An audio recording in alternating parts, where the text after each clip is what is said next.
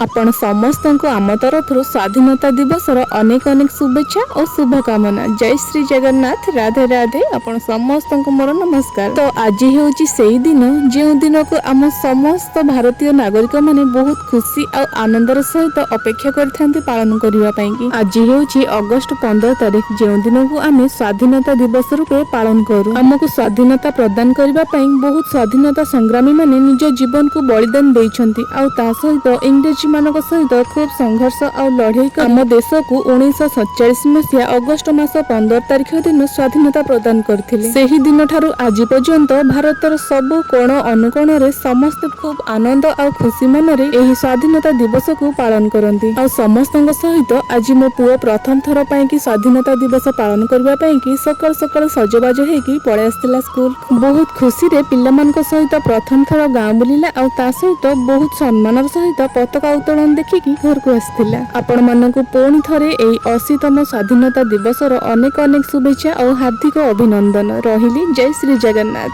Jai Hind.